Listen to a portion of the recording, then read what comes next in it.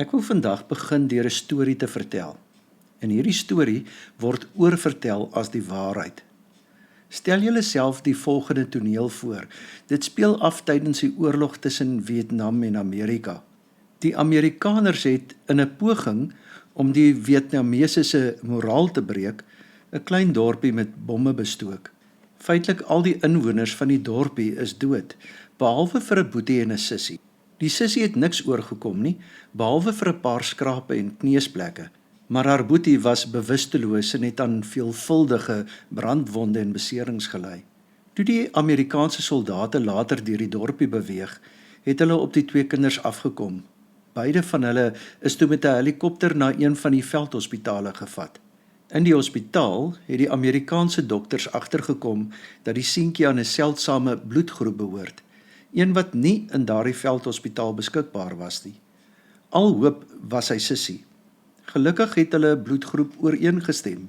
Deur middel van een van die verpleegsusters, wat so 'n paar woorde Vietnamees magtig was, het sy vir die dogtertjie getolk. Sy het die dogtertjie probeer verduidelik dat hulle 'n dringende bloedoortapping op haar boetie moet doen. Wat sou gebeur is dat sy sommer direk aan haar boetie gekoppel sou word terwyl hulle aan hom opereer. Sy het 'n paar oomblikke gehuiwer en groot oog ingestem. En terwyl haar bloed deur die verbindingsbuis na haar boetie oorgeloop het, het sy saggies begin huil en uiteindelik flou geword, moontlik van te veel spanning. Die operasie was geslaag en beide die kinders is na 'n saal geneem om daar aan te sterk. Later het die Vietnamese dogtertjie bygekom en verbaas haar oë gevryf, so asof sy nie kon verstaan waar sy was nie. 'n Dokter wat Vietnamees kon praat het met haar begin praat. En stukkie vir stukkie het hierdie verhaal wat enerzijds 'n mens warm maak en jou anderzijds tog ook hoendervleis gee na vore gekom. Die prosedure wat die verpleegster verduidelik het, is deur die dogtertjie verkeerd verstaan.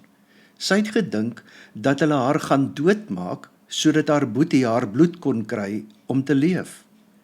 Die wonderlike nuus is, sy was bereid om dit te doen, net sodat haar boetie kon leef. Dit is mos ware liefde. Efesiërs 3 van vers 14 af vertel ook vir ons van so ware liefde. Om hierdie rede buig ek my knie voor die Vader, van wie elke geslag in die hemel en op aarde sy naam ontvang.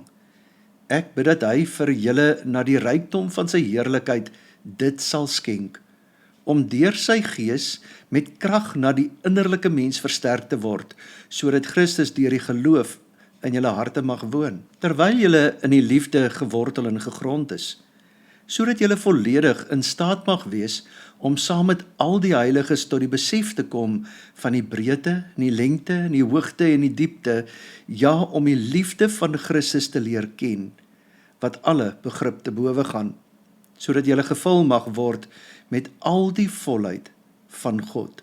Tot sover. Ek lees weer vers 18 en 19.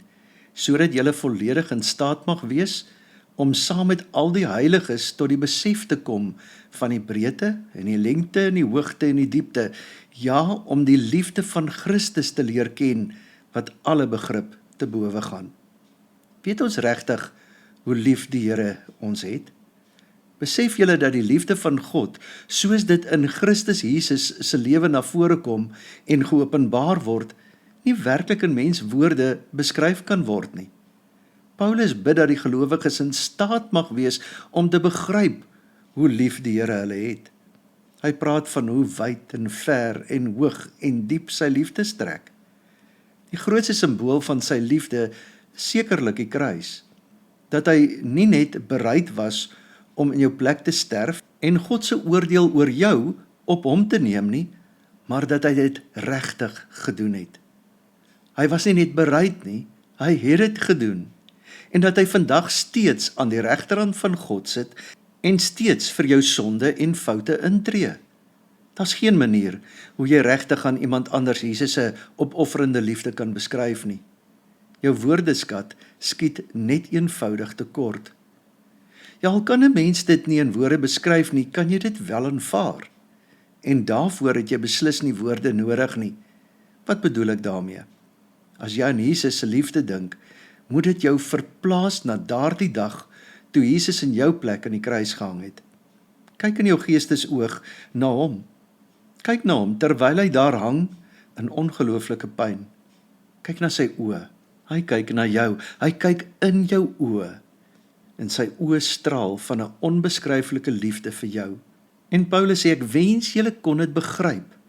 Efesiërs 3 vers 18 en 19, sodat julle volledig in staat mag wees om saam met al die heiliges tot die besef te kom van die breedte en lengte en hoogte en die diepte, ja, om die liefde van Christus te leer ken, wat alle begrip te bowe gaan.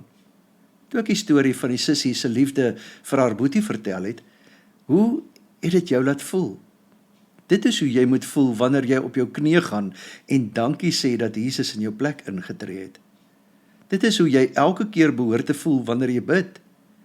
Jy moet dit onthou wanneer jy jouself aan God oorgee, elke dag aan God oorgee, sodat jy volledig in staat mag wees om saam met al die heiliges tot die besef te kom van die breedte en die lengte en die hoogte en die diepte, ja, om die liefde van Christus te leer ken, wat alle begrip te bowe gaan. Dit laat jou hoendervleis kry wanneer jy besef dat die dogtertjie bereid was om dood te gaan, sodat haar boetie kon lewe. So moet jy ook hoendervleis kry wanneer jy besef dat Jesus dood gegaan het, sodat jy kan lewe. Hoe leer die Bybel ons van hierdie opofferende liefde van Jesus? Wel, Paulus bid vir die gemeente in Efese en dan sê hy, mag julle sy liefde leer ken, liefde wat alle begrip te bowe gaan. Dis mos eintlik 'n snaakse stelling om te maak. As 'n mens tog iets wil leer ken, dan moet jy tog jou verstand gebruik. Ja, dan is hierdie grysstof uiters noodsaaklik. Om egter die liefde van Christus te leer ken, moet 'n mens eers begryp wat beteken Jesus se liefde alles. Hoe wyd dit is, hoe ver dit is, hoe hoog dit is, hoe diep dit is. Eers as 'n mens dit begryp, dan verstaan jy waarom Paulus sê dat dit ons begrip te bowe gaan. Ons moet besef dat die liefde van Jesus nie op die intellektuele vlak lê nie, maar wel op die vlak van ervaring. Nie in jou brein nie, maar eerder in jou hart. Die liefde van Jesus is nie maar net iets van Jesus nie, met ander woorde, een of ander goeie kwaliteit of eienskap nie. Nee, in sy wese is God liefde. 1 Johannes 4 vers 8, wie nie lief het nie, het God nie leer ken nie, want God is liefde. Net so word die verhouding tussen vader en seun ook gekenmerk deur liefde, Johannes 3 vers 35.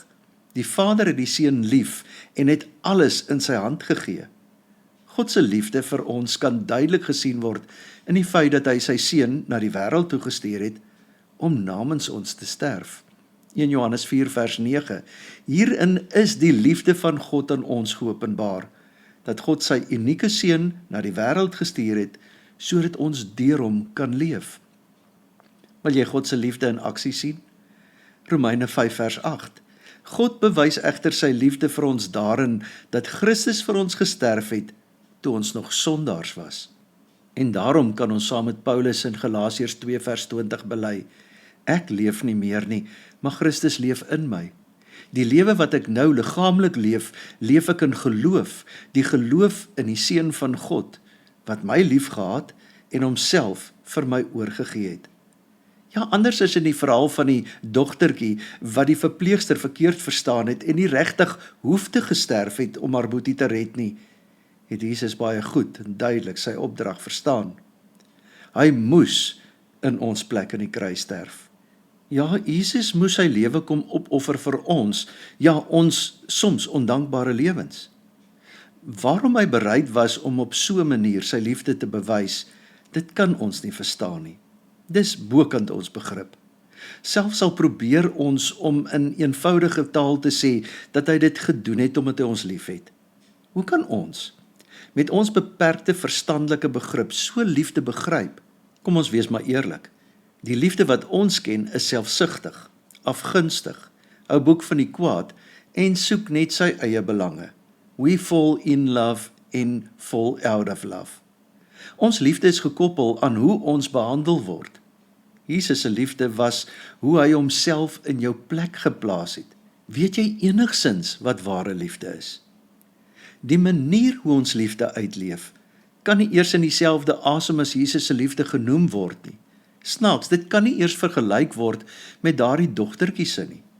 Sou sy bereid wees om dit te doen vir iemand vreemds? Sou sy bereid wees om dit te doen vir die soldate wat haar dorpie verwoes het en haar ouers doodgemaak het? Sou jy? Dit wat ons liefde noem is niks anders nie as 'n teken van ons eie onvermoë om werklik te begryp hoe lief Jesus ons het. As ons werklik sy liefde geken het, sou ons dit ook uitgeleef het. Ja, sou ons bereid gewees het om bloed te sweet vir 'n medegelowige.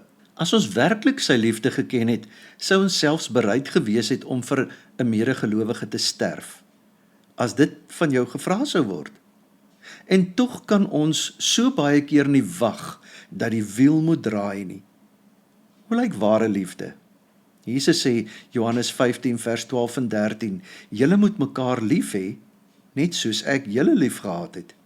Groter liefde as dit het niemand nie, dat iemand sy lewe aflê vir sy vriende. En dan gaan Jesus selfs verder en sê iets nog meer skokkend in Lukas 9 vers 24 en 25. Want wie sy lewe wil red, sal dit verloor. Maar wie sy lewe ter wille van my verloor, sal dit red.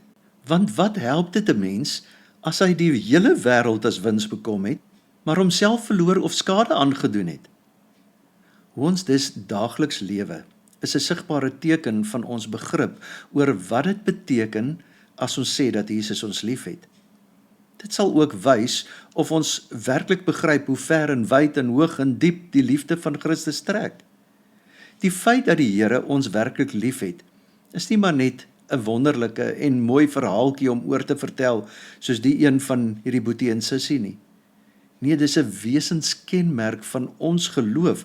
Dis die hart van ons geloofslewe. Daarsonder kan ons nie leef nie. Die mens se hele lewe en wese was besoedel en vertroebel met boosheid en sonde. Dit het ons stadig maar seker doodgemaak.